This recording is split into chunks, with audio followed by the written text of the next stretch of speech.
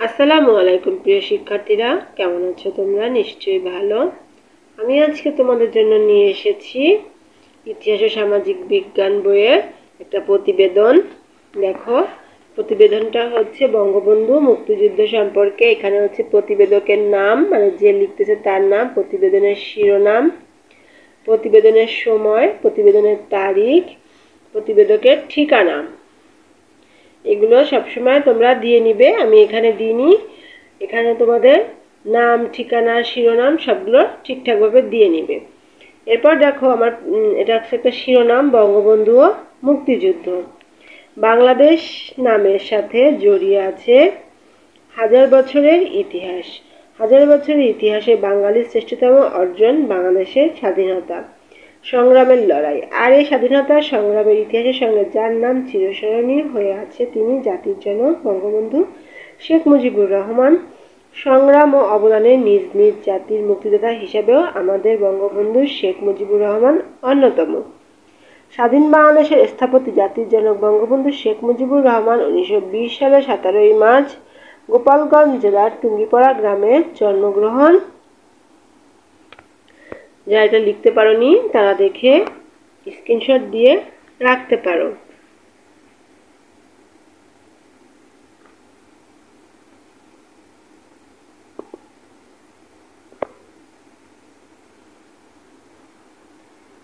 এরপরে যাচ্ছি, জন্মগ্রহণ করেন পিতা শেখ লুৎফর রহমান, মাতা সায়রা খাতুন। দুই ভাই চার বোনের মধ্যে বঙ্গবন্ধু শেখ মুজিবুর রহমান ছিলেন পিতামাতার তৃতীয় সন্তান।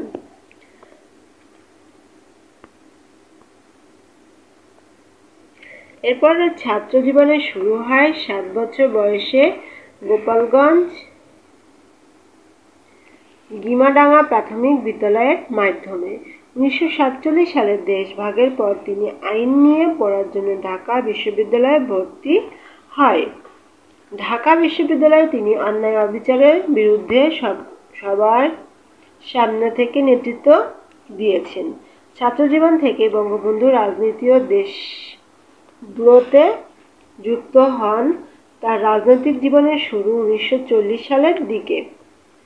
দেখো, এটা হচ্ছে আমি এইভাবে করে দিচ্ছি।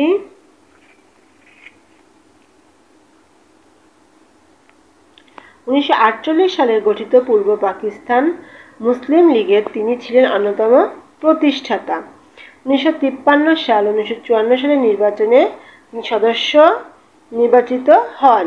1966 সালে তিনি পেশ করেন বাঙালি জাতির ঐতিহাসিক মুক্তি সনদ। যারা এই বিষয়টা ভালো করে তুলতে পারোনি তারা ভালো করে এটা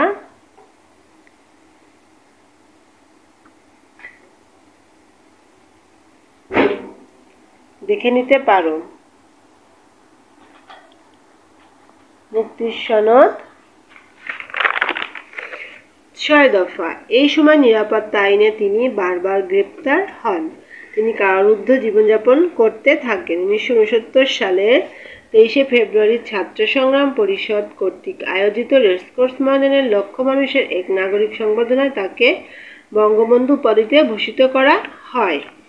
1971 সালে 3রা মার্চ থেকে 25শে মার্চ পর্যন্ত বঙ্গবন্ধুর আহ্বানে সারা বাংলায় সর্বাত্মক অসহযোগ আন্দোলন প্রচারিত হয়। এর মধ্যে 7ই মার্চ তৎকালীন ঢাকার রেসকোর্স ময়দানে প্রায় 10 লক্ষ লোকের উপস্থিতিতে বঙ্গবন্ধু এক ঐতিহাসিক ভাষণ দেন। ঐতিহাসিক এই ভাষণে তিনি বাঙালির মুক্তি না হওয়া পর্যন্ত স্বাধীনতা সংগ্রামের আহ্বান জানান।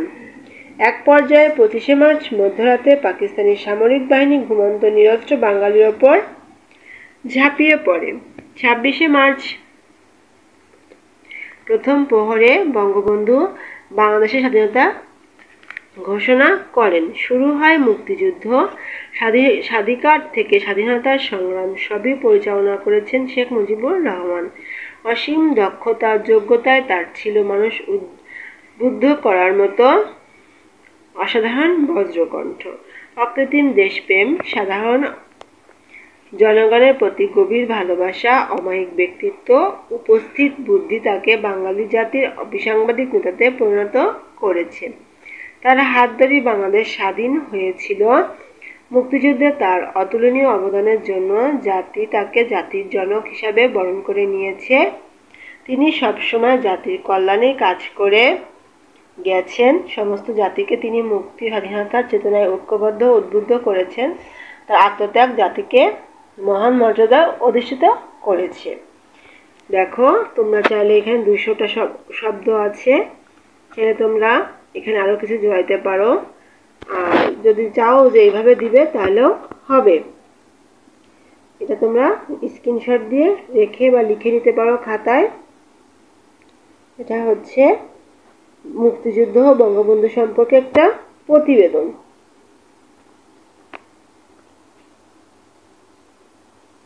তাহলে এখানেই শেষ করছি। তোমাদের ভালো লাগলে অবশ্যই একটু লাইক কমেন্ট করবে এবং আমার চ্যানেলটা একটু ঘুরে আসবে এবং ভালো লাগলে সাবস্ক্রাইব করবে। তাহলে এখানেই শেষ করছি। আল্লাহ হাফেজ।